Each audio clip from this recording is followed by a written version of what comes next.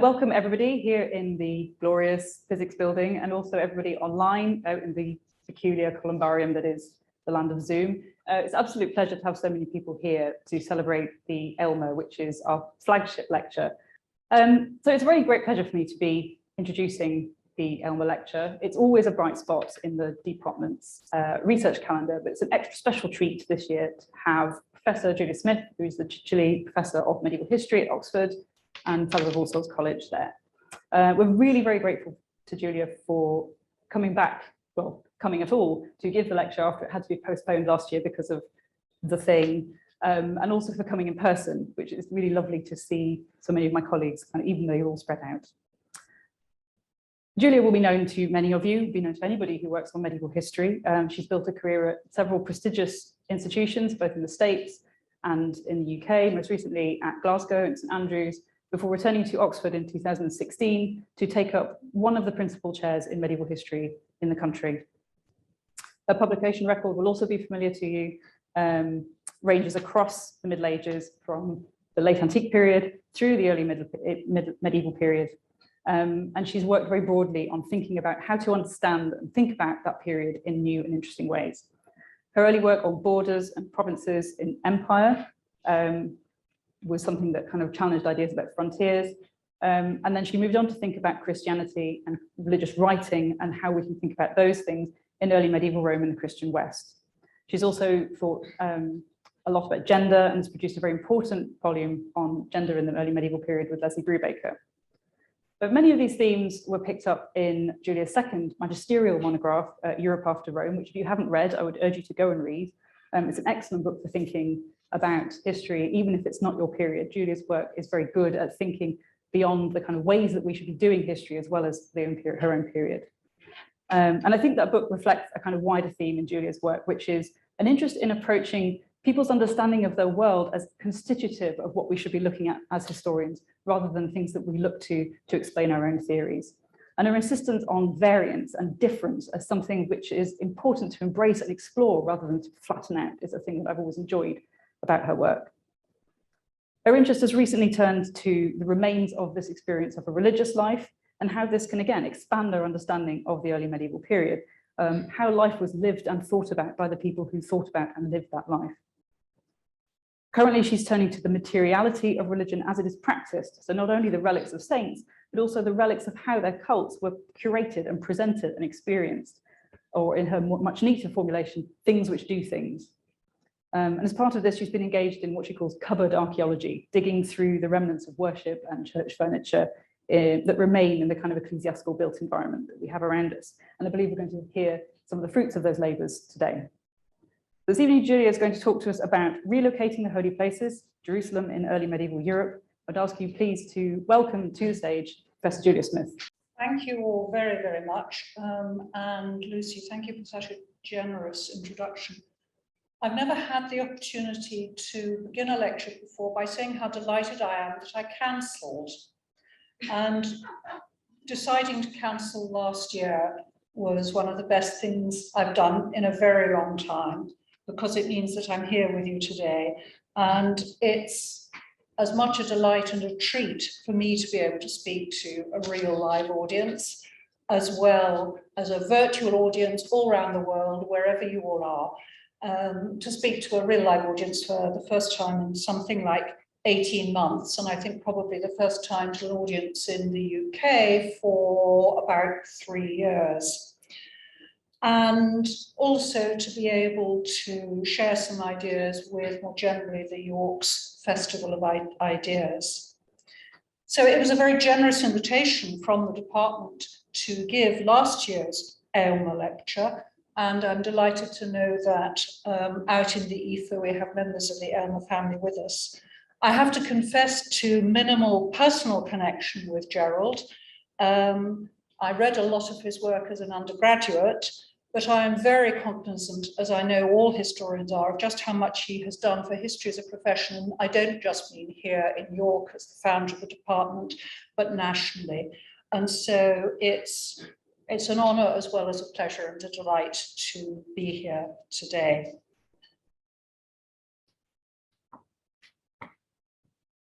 Now, to those of you who are here in York, this gentleman needs no introduction at all. For others of you who are not so familiar with York, this is the statue of the Emperor Constantine, which stands outside York's Minster, marking the fact that in 306, he was proclaimed emperor of the western part of the Roman Empire here in York. And Constantine's actions are the background to what I want to talk about today, and in particular, his radical reversal of imperial policy towards Christians. It was he who halted the Roman state-driven persecution of this religion and instead showered favors and patronage on the church. And I'll return to this shortly. But to introduce my subject, which is really Jerusalem, I want to start with these two pictures, which were taken only 2 years apart. One of them was taken in Israel, and the other was taken in Orlando, Florida. This is what was called the Holy Land Experience. Disney, in effect. I gather from the web that it actually closed permanently a couple of months ago.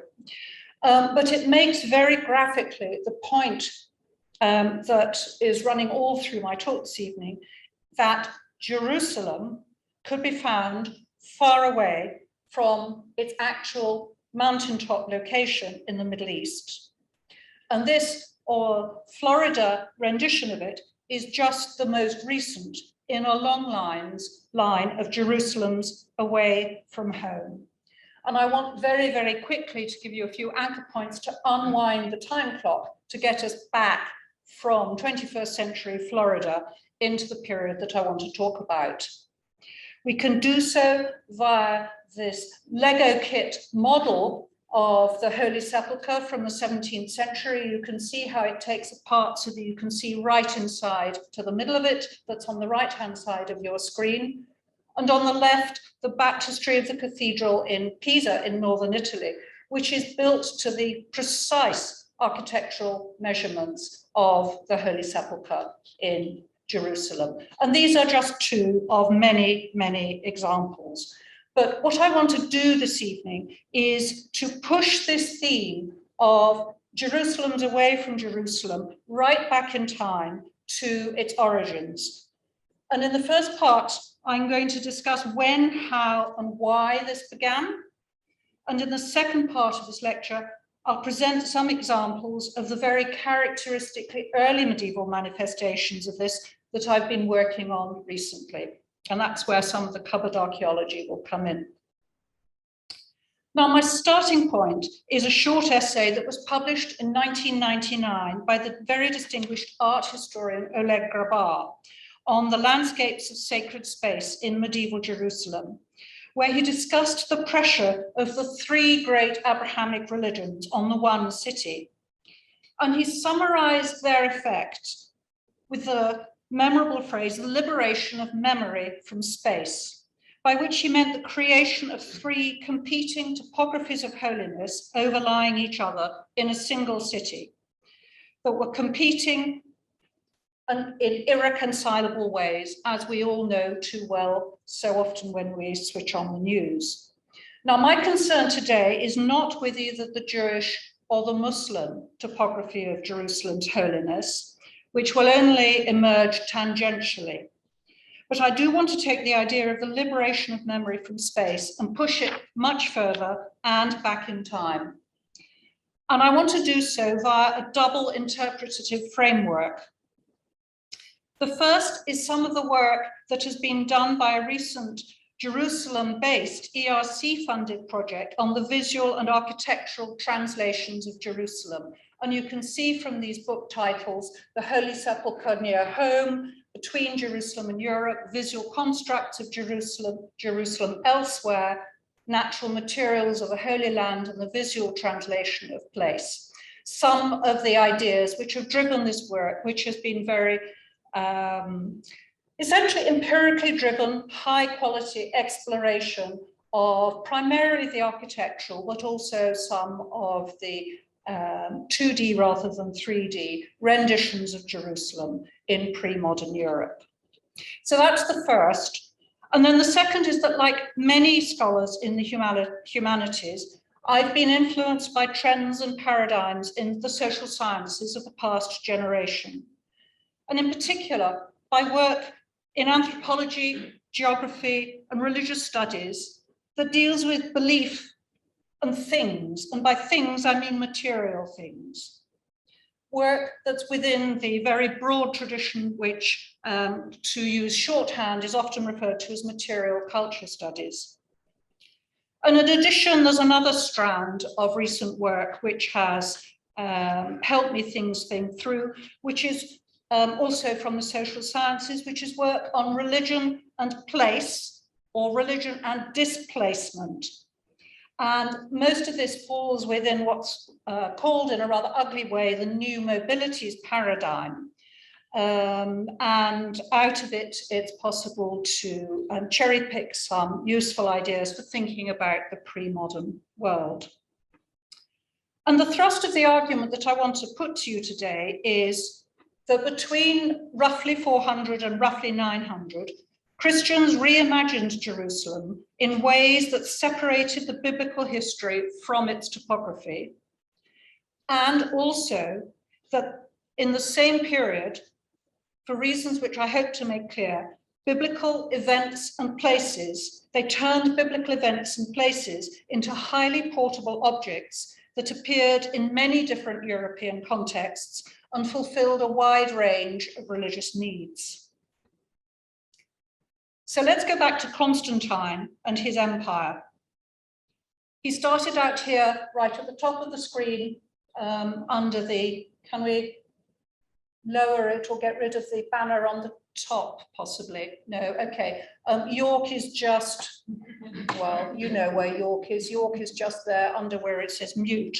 Setting out from here in 306, and I'd like to point out that it actually took him nearly 2 decades to become master of the entire Roman Empire.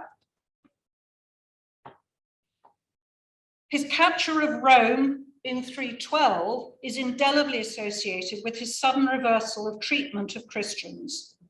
And he thereafter immediately started pouring huge resources into church building there, which included the construction of St. Peter's, what historians usually refer to as Old St. Peter's before its Renaissance rebuild, but also the Lateran Palace with its basilica and several others of Rome's major churches. Now, his grip on the entire Roman Empire was not secure until 324, and the Eastern Empire thereafter became also marked by huge monumental building programs. Firstly, in 324, that same year, he founded a new capital, a new Rome, on the Bosphorus, facing into Asia, and he named it after himself, Constantinople.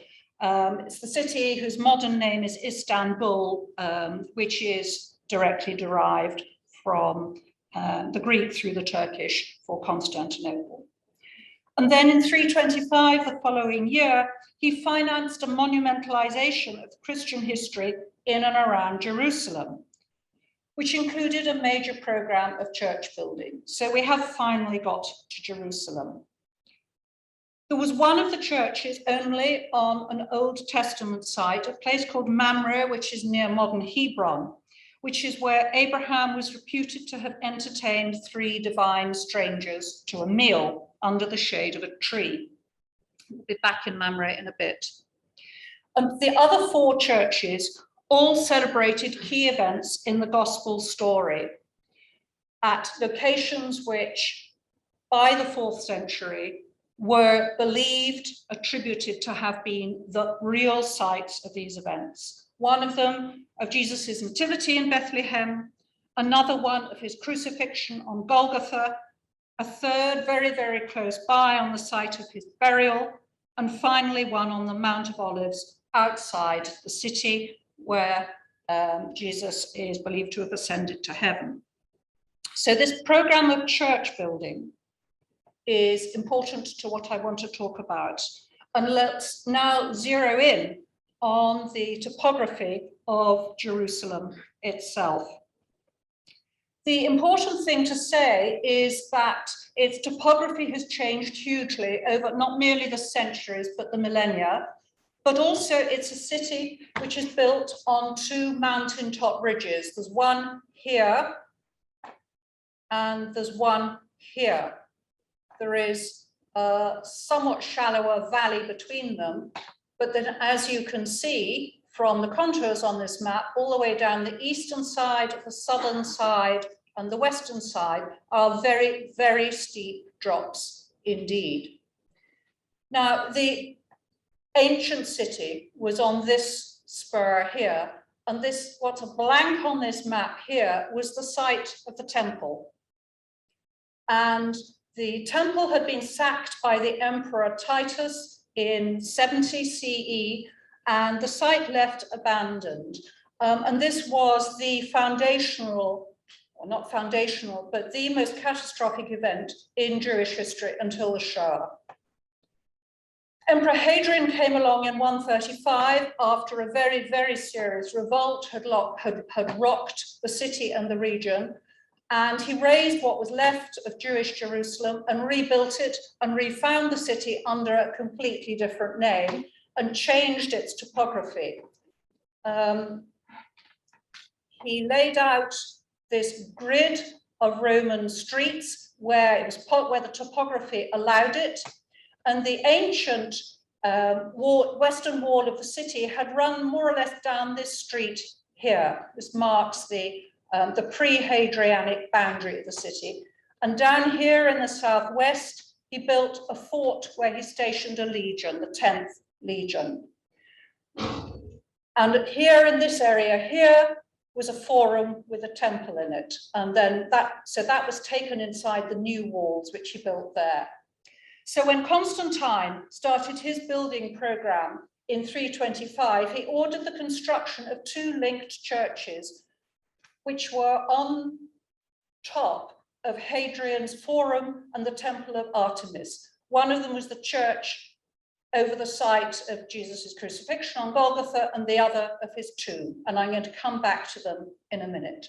Now, Jerusalem, many more churches continued to be added until late in the 6th century. This one here, the Nea, was built by Justinian, for example.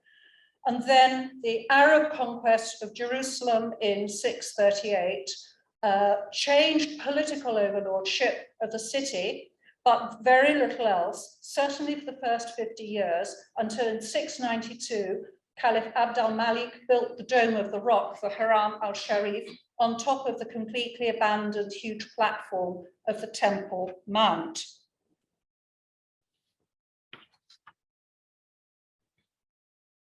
Now, the Church of the Holy Sepulchre, to turn in on this, we have at the top the 4th century church, which Constantine built in two forms. There's a basilica here with a courtyard out the front. There's then another courtyard with a space here. This here, number 5, if you can see the numbering on the screen, was the Rock of Golgotha, which was open to the air. And then he built this circular church around what was the site, or the supposed site, of Christ's tomb here. Now, the church has changed hugely over the centuries. This is what it looked like down here in the lower left in the 11th century, and here it is on the lower right as reconstructed and reconfigured by the Crusaders, and is essentially the ground plan of the church as it is today. It's this bit here in Constantine's church, this circular rotunda, that I'm going to concentrate on. And here, as I say, it's this bit here at the top, the same plan, but now turned sideways.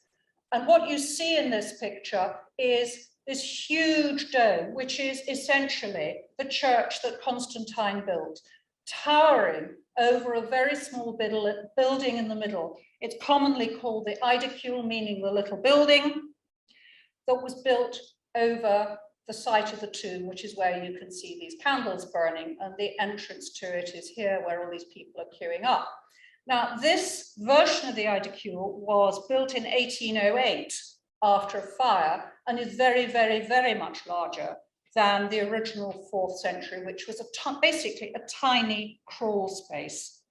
So it's this inside here, which was in Constantine's days and remains for Christians the most important site in Christian history. But the Christianization of Jerusalem, and this is really important, did far more than add churches to this, what was actually politically very unimportant Roman mountaintop city. This is the Jerusalem skyline today. And what's important is the way that it created an absolutely decisive shift. On the left here, this is the Dome of the Rock, sited on the temple platform. And here you can see these are the Ottoman city walls, but they follow the Roman predecessors. But the new Christian center here, this is the Dome of the Holy Sepulchre.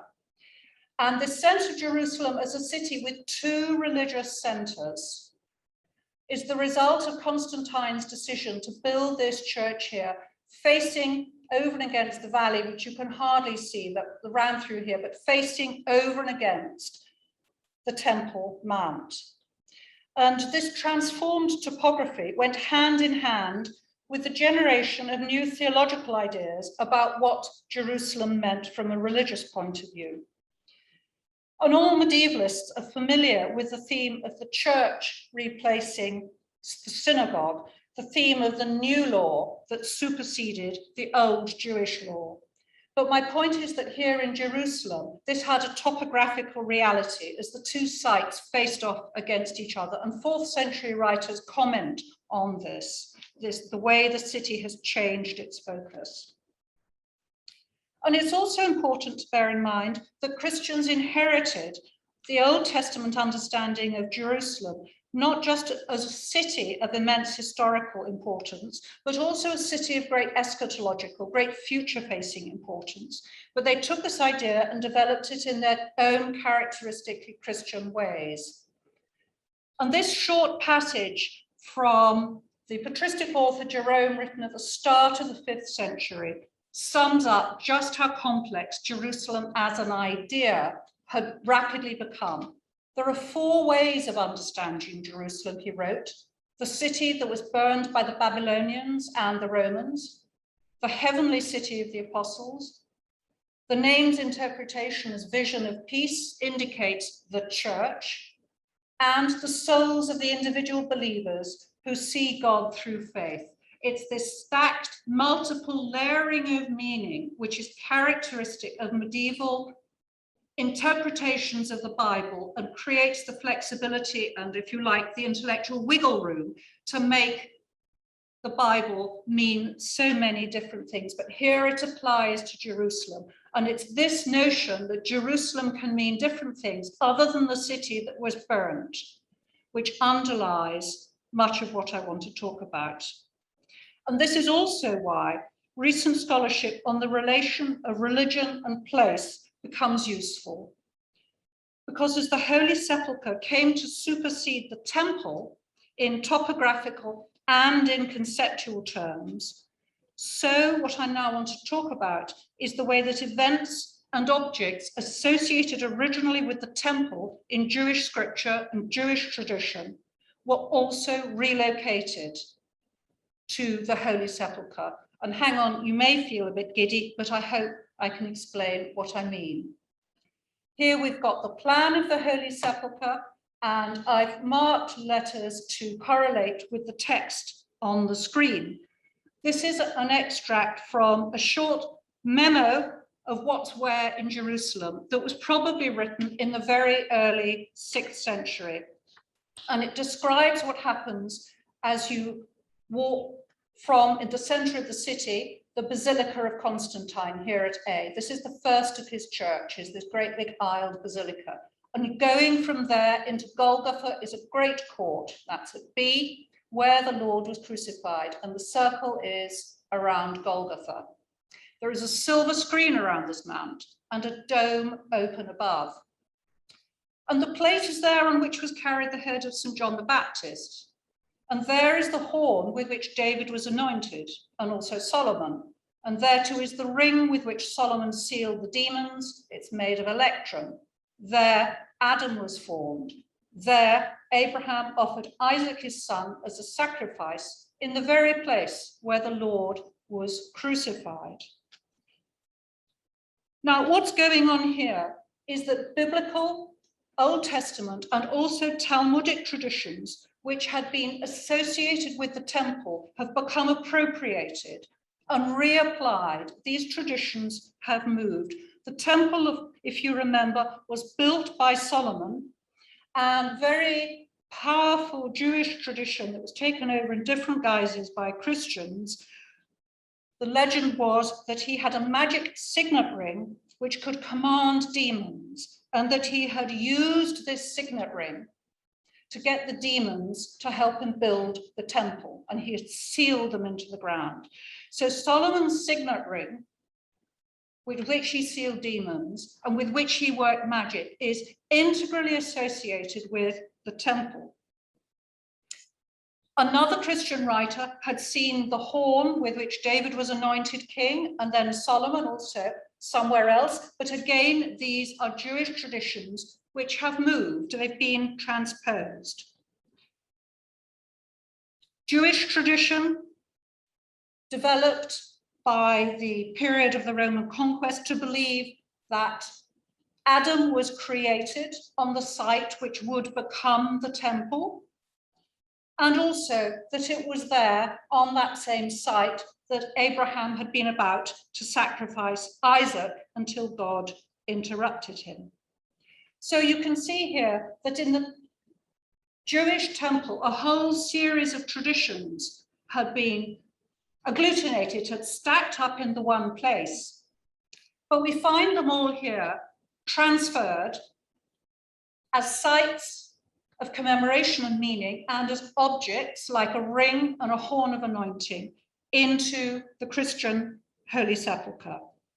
And one New Testament event has been added, the reference to Salome demanding from Herod Antipas the head of John the Baptist, which she was given on a dish. And so here we've got the plate, the large dish on which was carried the head of John the Baptist. Now, wherever that happened is not clear in the gospel narrative, but this object turns up and has been seen here in the early 6th century. In effect, then, the Christianization of Jerusalem meant that sites and places and objects became prized loose from their original Jewish context and were moved around via a very complex process of imaginative social memory that involved appropriation, displacement, miniaturization, and replication. So Christianity then reconfigured Jerusalem in very fundamental, and we might say very surprising ways. Now, in the course of talking about the plate with the head of John the Baptist, Solomon's ring, and the horn of anointing, I have by stealth introduced some objects into my discussion of places. And I want now to stick with objects for a bit. We'll come back to places shortly. Recent work on, in scare quotes, object agency emphasizes that material things are not passive, but that they can and do act on people.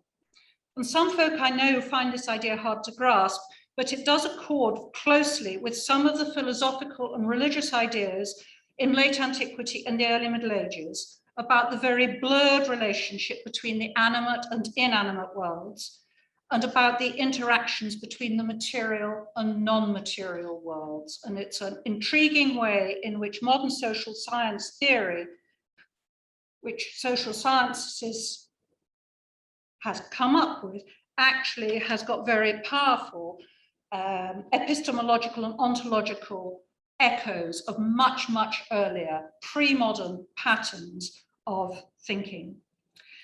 And it's here that at this intersection of the animate and the inanimate, that objects come alive, and that tangible things become capable of carrying great religious potency. It's also important to bear in mind that many late antique and early medieval sources make it emphatically clear that this religious potency can be transmitted through sensory experiences. Seeing, touching, holding, kissing, drinking, and so forth, all feature very prominently in accounts of how Christians expressed themselves and how they sought contact with the risen Christ and with the key events and places of biblical tradition. And our sources repeatedly show us people seeking out direct physical contact with the holy, seeking to benefit from its holiness, and also to take possession of it in a way that they could take away. In other words, to make it portable.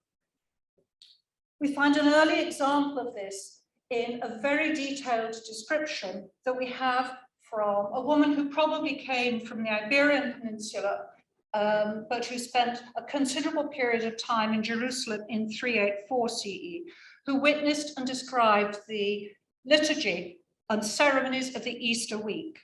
And she describes in tremendous detail what happens on Good Friday, about how the cross is taken out and is put on a table in front of the bishop.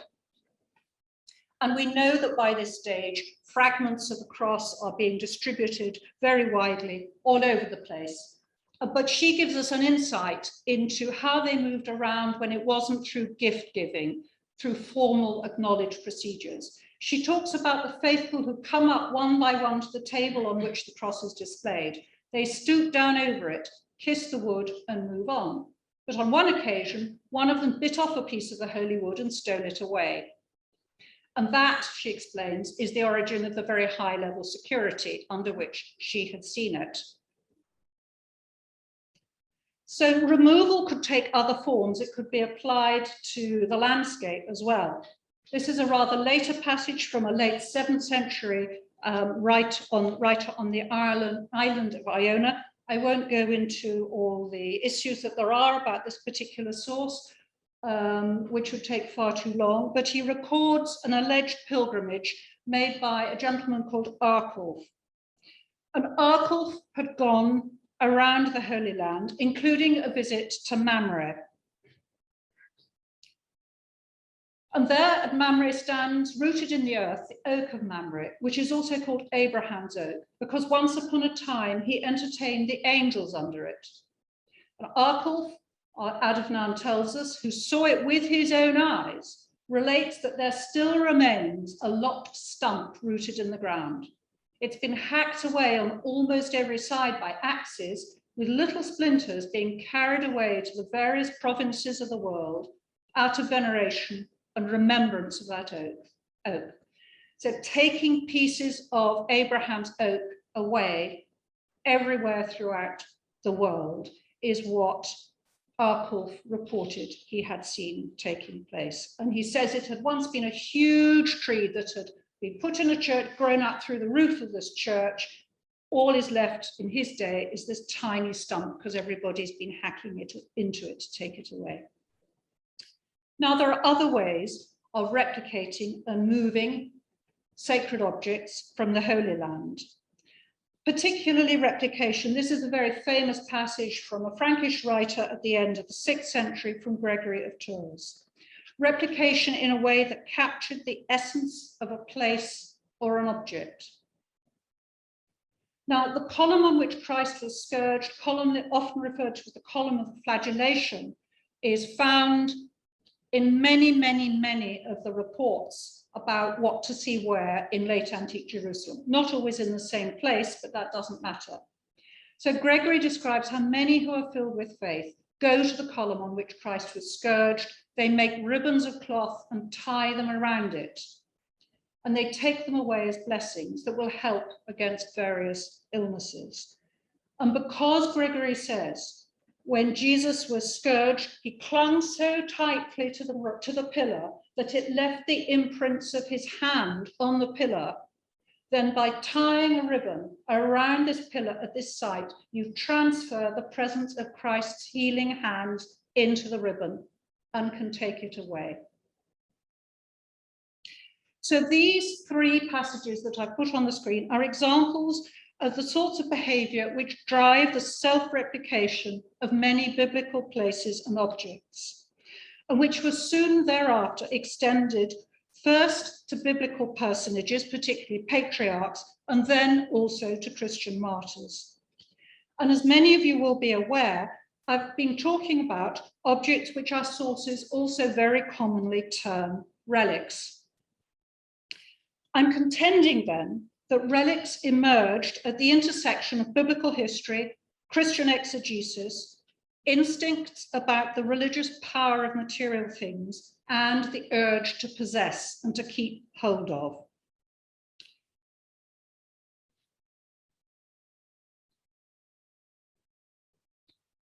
I'm now wanting to build on this insight to turn to the growing accumulation of these things, these relics, in the early Middle Ages in the West, and particularly in Carolingian Europe. This is Carolingian Europe. Green on this map, the area that's in the main map is marked by this little white star here. I'm going to talk about three examples that I've marked here of how relics enabled Jerusalem to be transplanted and to become real and present in the early medieval West.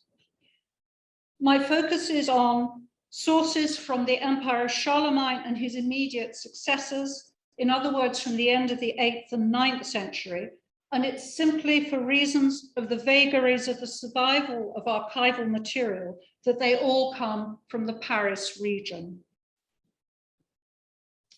Now, by way of introduction to the material that I'm about to present to you, I want to say that by the time these processes which I've been discussing have become well established around 600 or so, it was very common that these little objects were wrapped up and individually labeled. You tie a label exactly like a luggage label on them.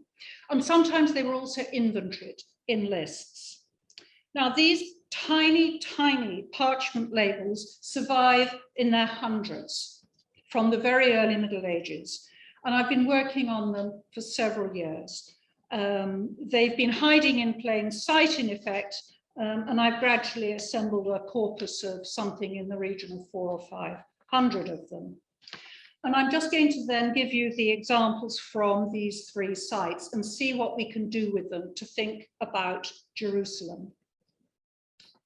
We'll start at Chichele, which was a very major royal nunnery founded in the Merovingian era and maintained in the Carolingian era and continued throughout the Middle Ages, and in fact continued as such down to its destruction at the French Revolution.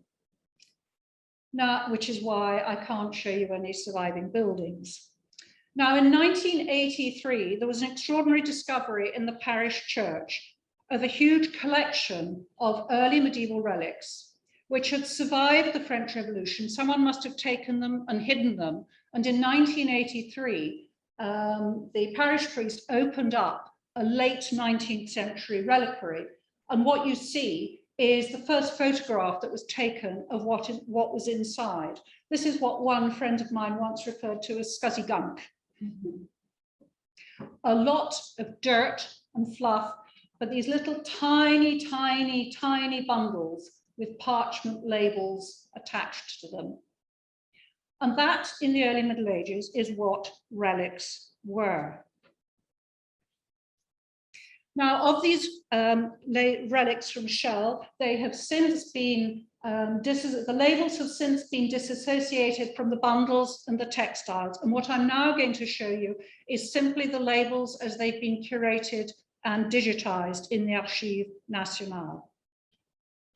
And there are 177 of them in total, of which the vast majority predate the year 800, more or less. 139 of them are Charlemagne or earlier. And of that 139, 12 relate to the Holy Land, only 12, and all the rest are saints. And I'm going to ignore the saints because I'm just talking about Jerusalem and the Holy Land. Let's have a look and see what they're like, these 12. These photographs are from the Archives Nationales online website, and I appreciate that they're rather hard to see, even for those people who are good at reading Merovingian cursive scripts like this, or even reasonably decent Caroline scripts like this. These two are very straightforward. They refer to objects which must have come from Jerusalem at some point. Here are relics from the rock of Mount Calvary and from the holy soil where the Lord stood. In other words, from the site of his ascension to heaven. These ones take us elsewhere in the Holy Land. And again, they suggest a very matter-of-fact engagement with the landscape and its natural materials. Relics from the soil of Bethlehem, where the Lord was born, from the River Jordan, from the rock on which Moses stood when he saw God. That refers to Mount Sinai. Those are all pretty straightforward, and we can easily accept that someone's had scooped up a handful of earth, picked up a stone, wrapped it up, and brought it west. But I want to talk now about my favorite one of these. From the rivers of paradise, from the rivers which flow from paradise, the Tigris and the Euphrates. This is tiny. Don't be fooled by seeing it up on the screen. It's about 1/3 of the size of one of the credit cards in your wallet. And it would have been attached, of course, to one of these little tiny bundles originally.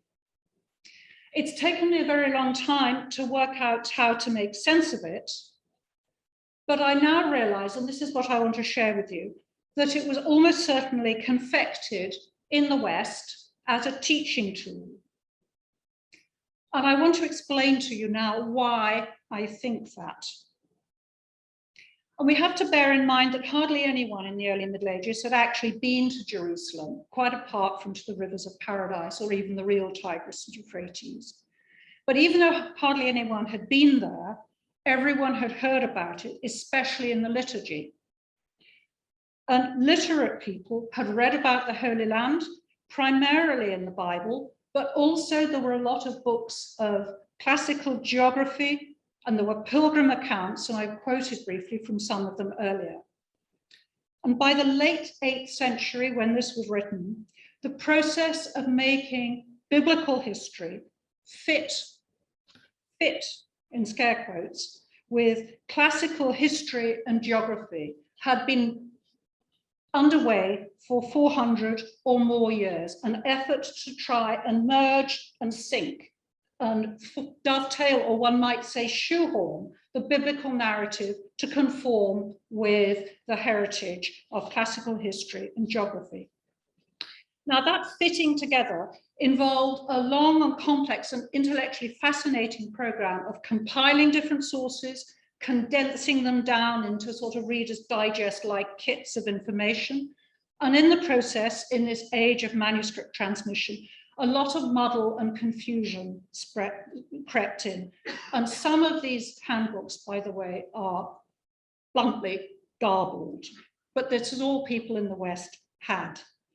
But we mustn't lose sight of the fact that the aim was always to help understand this very, very difficult book called the Bible. Now, most of those interpretive aids were short texts and handbooks, but there was also a tradition which included maps. And that's where this comes in.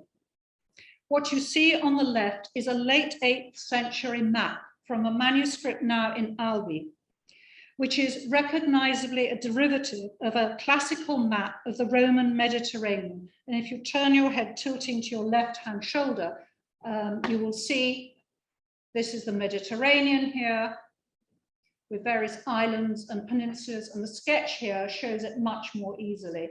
Oceanum here, this is the Atlantic Ocean. We're here, this is Britannia, just right here in the lower left. We've got Sicily in the middle, Crete, and so forth. This is a recognizable classical map of the Mediterranean, but it's been adapted to highlight the history of the triumph of Christianity, a story that centered on the Mediterranean world, but had become a universal story of salvation everywhere. We can trace the journey for the Jews from Egypt, crossing over the Red Sea here. They spent 40 years wandering around in the desert, and it says desert here. Here's Mount Sinai, where Moses received the law. They then made their way to the Promised Land, and to do that, they crossed the River Jordan, which is here, into Judea, and here is Jerusalem. So beyond this, we can also see the main centers of the apostles' missions, Rome, Athens, Alexandria, and so forth, and the wider provinces of the Roman Empire, which were becoming receptive to Christianity in the 4th and 5th century. And on the very, very edge, what do we find? Barbarians, of course. That's where barbarians live in the Roman cultural imagination. And their conversion to Christianity was, of course, ongoing in the 8th century. Well, you may ask, what has this got to do with my little label of the rivers of paradise? Well, the rivers of paradise are biblical. And a river went out of the place of pleasure to water paradise, and from thence it was parted and divided into 4 streams. The name of the first is Pison, that is it, which encompasseth the whole of the land of Havilah, where there is gold. And the name of the second river is Gihon, the same is that which compasseth the whole land of Ethiopia. And the name of the third river is Tigris, this is that which goeth toward the east of Assyria, and the 4th river is Euphrates, that's Genesis 2. So what do we find on this map? Oh dear, it's gone up under the header. I'm terribly sorry. But we have got the Pison here. Maybe you can see it in the transcription. We've got Pison here instead of Gihon. We've got the Ganges, and there's a quite clearly documented series of scribal transmission areas which have turned the Gihon into Ganges, but it is here. So that's the second of the rivers. The third, the Tigris, is there, and you can see that. And the 4th river is marked, but it's not labeled, and that is the Euphrates. So they are all on this map. And there's an enlargement of the Eastern Mediterranean part of it. And we can put the relic labels on it. From the rivers which flow from paradise fits quite neatly there. The River Jordan, over the River Jordan, Mount Sinai, where Moses saw God, and the couple I showed you from Jerusalem. Now, these labels, of course, as I've said, they identified things that they were attached to. And I suggest that they enabled Jerusalem, and indeed the wider Holy Land, to be visually and tangibly present in a Carolingian monastery, and that their role was to help make sense of biblical geography and history. I'm not saying that none of them came from Jerusalem, but I am saying that one function they could fulfill was as exegetical teaching aids. And if this suggestion is correct, it calls into question whether all these relics were the fruits of pilgrimages and gifts sent from Jerusalem, and it raises to my mind the suspicion that at least some of them were designed and confected in the West to help explain biblical geography. And in particular, thinking about the rivers which flow from paradise, I can't think of any other plausible explanation for it. I now want to move on to my second case study, which is Sens Cathedral. And it was there before the pandemic that I was doing a lot of work in the cathedral treasury, which has a huge, huge collection of relics and related stuff from the 6th through to the 19th century. So massive that nobody's ever properly been able to catalogue it. And the medieval part of it, again, was held back at the French Revolution. We know that various citizens of the town took it into their houses, and it was restored to the church, to the local churches early in the 19th century.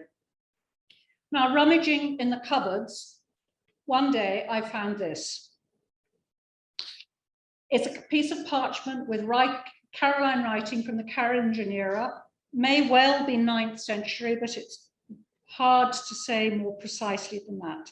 It's about 120 centimeters in diameter, very approximately circular. So it's about that big. It's about the size of a large saucer or a small tea plate. And it's never been conserved. It's here in the box, this little red fabric lined box, which it was put in 1900 when it was discovered. And it's never been published. And I hope you can see that around the circumference, in a very, very neat, very, very tiny hand, there is a turn and a half of writing. And that was put on this piece of parchment, and then objects were put in the middle, and it was folded up to make a little sachet and tied round in the neck to keep them in, with the frill, with the writing showing. And it would have looked like the parchment equivalent of these. And these are some of the relic bundles that I've also discovered in the cathedral treasury in Sens. It would have had a bundle probably about the size of this. This is, I don't know, it's about the size of a Ferrero Rocher chocolate. And then it would have had, I think, probably a rather larger parchment frill than that particular one. So let's look in more detail at the text. It says, here are worthy relics of Jerusalem.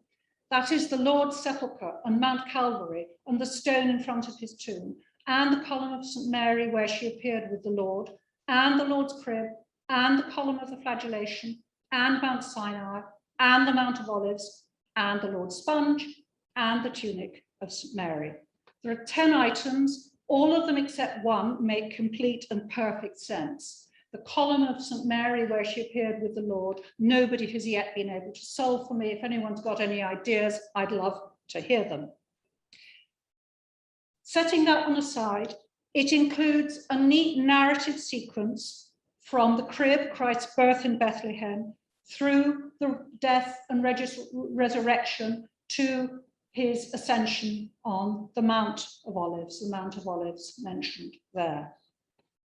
And it also has conflated various places which actually aren't Jerusalem into it. It mentions Mount Sinai and it mentions the crib from Bethlehem. So Jerusalem has englobed, has incorporated other places, all in this tiny little sachet.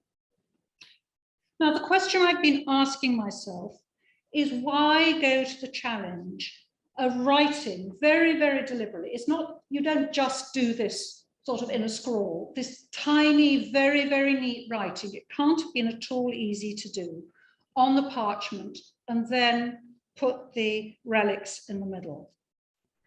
What explains this very careful choice of format?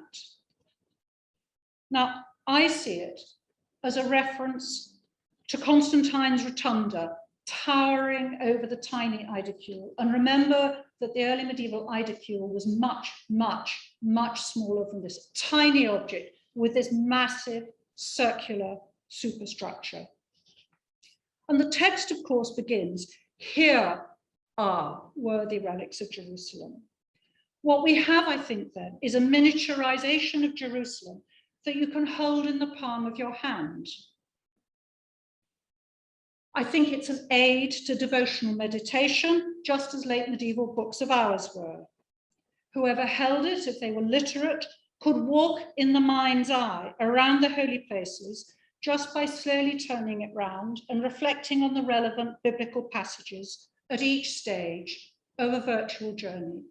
And since there are so many more people in our virtual audience today than we have here in the room, perhaps it's appropriate to think about how you make a virtual journey without leaving your home. It's a tiny, tiny Jerusalem. My third and final example is from the very famous Royal Basilica at Saint-Denis, just north of Paris, which was consecrated in 1144. It's the French equivalent of Westminster Abbey for its association with kings, and it was the burial place of French kings through to the 19th century. It's a church with a very complex history. That's a plan of the 12th century church, and you can see here some of the phases of what's underlying it. There are 3 early medieval churches underlying the 12th century church, plus a very complex history of subsequent interventions, both to insert royal tombs and then the meddling of archaeologists and restorers, or so-called restorers, in the 19th and 20th century. I'm interested just in the 3rd of those churches, which was consecrated in Charlemagne's presence in 775, which is a basilica-shaped church like that. There's its eastern apse. And actually, I'm not interested in that church. I'm interested in what was stuck on beyond its east end. A tiny freestanding chapel, which is referred to in the sources called a crypt, that was consecrated on the 1st of November, 832, by the then abbot of Saint-Denis, whose name is Hildwyn. It survives, rather altered over the centuries, underneath the floor of the present chancel. And when you get the opportunity to go to Paris again, it's worth going to have a look at it. These columns are probably from the 12th century extension and rebuild. These are replacement royal tomb slabs, which were put in late in the 20th century. But the general structure and the size is as it was built in 832. Now, the builder Hildwyn was Arch-Chancellor of the Emperor Louis the Pious, Charlemagne's son. He was the head of the administration. In other words, he was at the very, very center of Carolingian power. And he fitted this crypt out very lavishly. He dedicated it on the 1st of November, 832, which is All Saints' Day. And he dedicated it to the Virgin Mary and All Saints. It was a very, very political choice of dedication. Firstly, because it was an absolutely deliberate response to the renewed Byzantine attacks which were taking place on the veneration of images. And secondly, because the cult of All Saints was strongly associated with collective penance and atonement for sin. And the Carolingian Empire in 829 was so rocked by crises, military defeats, earthquakes, disease, harvest failure, and so forth, that crisis summits had been called that summer. How are we going to appease God when we're so beset with all these pestilences and ills? Consecrating a chapel to Mary and All Saints is one such response. Now, in recent weeks, I've discovered the list of the relics that Hildwyn put inside the altar in this apse. And it's here on the last leaf of a very large Bible. That's why it's all rather squished small on this screen. There are 78 relics, very neatly listed in the hierarchical order that was becoming common by this time. It starts with relics of Christ, then Mary, then the apostles, martyrs, confessors, virgins. That's a standard order. And the top section that I've bracketed here in red is 24 relics from the Holy Land. 19 of them deal with the passion, crucifixion, death, and resurrection, which is a quite exceptionally large number for any date, especially the 9th century. In all, this altar encapsulates the whole story of Christian salvation as it took place, both in earthly Jerusalem and all the saints in heaven. This is, of course, dedicated to all saints. So let's leave the saints out of it again and turn to the Holy Land relics. Some of them are incredibly common. You find them all over the place. The wood of the Holy Cross, Calvary, the soil where he stood when he ascended to heaven, the stone at the entrance to the tomb. We needn't bother with those, but there are some very, very odd, interesting things here. And I've highlighted two. From the rock on which the Lord lay when he was anointed with spices for his burial, and from the sponge with which the Lord's body was washed. Now, there is rather more detail in those two lines about what happened to Jesus's body after he died than there actually is in the Bible. So what's going on? Well, if you go to Jerusalem today, and I'm sorry I don't have a slide of this, and if you go into the Holy Sepulchre, the first thing that greets you is a great big stone of red marble called the stone of anointing, on which it is believed Jesus' body was spread out and anointed before it was put in the tomb. It's right inside the entrance. Now, it's been there only since 1335, i.e. about 5 centuries after this reference, and no source whatsoever in either Greek or Latin refers to the stone of anointing before 1169. So we've got a conundrum. What's going on with this here in 832? What about the sponge with which the Lord's body was washed? Well, there are just no references to that. That's bizarre, you might say. My provisional hypothesis is that these two, and some, but probably not all of the others, seem very like stage props. And I'm wondering whether some form of very early liturgical reenactment of the Holy Week narrative might have been taking place in Carolingian Saint-Denis. I haven't finished working on this, but that's my next task when I'm home. So if I'm right, this is another case which invites us to ask where the relics came from and whether some of them, just some of them, ever had any real connection with the Holy Land.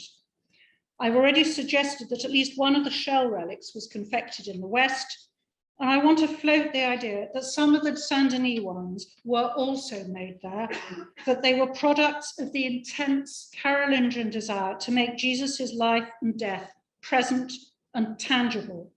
In other words, to fashion it into material form out of whatever material was to hand. So it's time to wrap up. I think you will all have noticed that I've said absolutely nothing about doctrine. And instead, I've argued for the importance of thinking about religion in terms of sensory experience and intuitive practice, and especially the primal urge to touch and hold. And I've also emphasized the importance of place and displacement and replacement as a way of understanding the quite distinctive history of Jerusalem. Now, although very few Westerners had made the long journey to the Holy Land in the Carolingian world, as I've said, they knew Jerusalem very well through the liturgy, through the Bible. And they knew too its multiple connotations, resonances, layers of meaning and significance.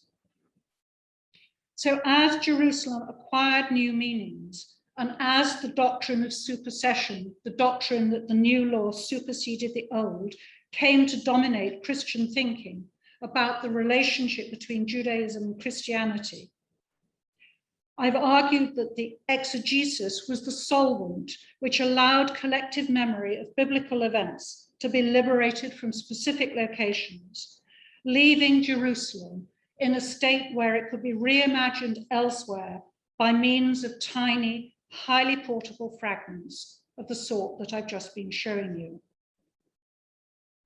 I've tried to emphasize that within Carolingian Europe, these biblical relics carried within themselves confirmation of the reality, of the realness, the real realness of events that had occurred in very, very remote times and places. And I've surmised that they brought in addition to bringing the Christianity into churches and altars, I've surmised that they brought the Christian story to life in the classroom, that they made it available for meditation, and perhaps that they even found a role in forms of liturgical drama. Now, I quoted briefly earlier from Adovnan of Iona, writing at the end of the 7th century, who talked about how splinters from the oak of Mamre were taken away for commemoration and veneration. And I hope now that I've managed to convince you that commemoration and veneration could and did take many forms, and that Jerusalem was present in early medieval Europe in imaginative and effective ways that have been, in effect, hidden from sight until now. Thank you very much. Julia, thank you so much. It was really energizing. And also, as I was listening, thinking how appropriate it was to be listening to a story about the replication of the Holy on the Feast of John the Baptist, he of the many heads. So this is from Hugh. I would like to know, are there any translatio accounts in which these non-human relics are given agency in their own theft or translation? Beautifully written, Hugh, thank you. Not from the Carolingian period, no. Sorry, that was easy. But a very good question. No, they're almost invisible. And until I started working on these lists and labels, nobody ever talked about them. And then I just discovered them by the dozen. They're there. They were there. They are there. But they're not textualized in narrative form. That's the key point. And most relics aren't. Thank you. A question from Joanna. I'm going to go for question 2 of the options here, Joanna. Does the notion of mediating as relics link to wider thinking about objects or the physical experience of holding or touching them and spiritual practices and understandings, and thus about relations between the physical and mental aspect of faith and spiritual life? Yes, absolutely. Thank you. You've summarized it far better than I could have put it myself. Yes, yes, it is mediating this and this contact. And contact, touch, is what I find it very difficult to find the right words to talk about something which is so fundamental. And if you think about a child whose first experience of coming into the world is through skin contact, it's the only sense which you can never lose. It is a primal expression of engagement with other, whether animate or inanimate. Touch mediates. These objects mediate by holding and touching them. Yes, absolutely. Thank you, John. I thought the point you were making about the column with the hand imprints and the need to be close to that was really quite beautiful. Hugh, I don't know if you want me to, I was going to ask your third question about whether the relics retained any portability, because I think what's quite interesting is, especially since some of these are manufactured, you know, that they're brought from a place, but do they then remain movable or do they become static? Those that are sealed into an altar, like the Saint-Denis ones, clearly are static. But the others we know very little, effectively nothing. There are centuries and centuries and centuries when we know nothing about these shell relics at all between the 9th century and the 20th. Much depends on whether they were sealed into an altar or whether they were in a reliquary that could be opened. Because we do know that medieval churches, and indeed beyond the Middle Ages, if you've got a reliquary with relics in, that actually the sacristan would open them, take them out, put them somewhere else. Reliquaries can be processed and so forth. So it's not whether the relics are stationary so much as whether the container that they're in.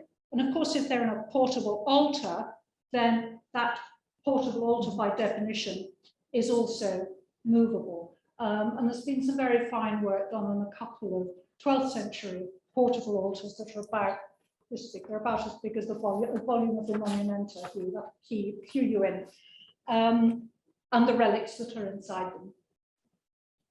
Thank you. This is from Elizabeth Tyler over here. Do you have any comment on the clumps of soil found recently in the Galloway word I can't read in a Sasanian vessel? Galloway hoard. Thank you. Yes, hoard in a Sasanian vessel. Is this the same phenomenon? I haven't yet seen them. I've been in touch with the curators in the National Museum of Scotland who are very interested in the idea. And they're also precious fabrics, and I haven't talked about the silks and wrappings and things.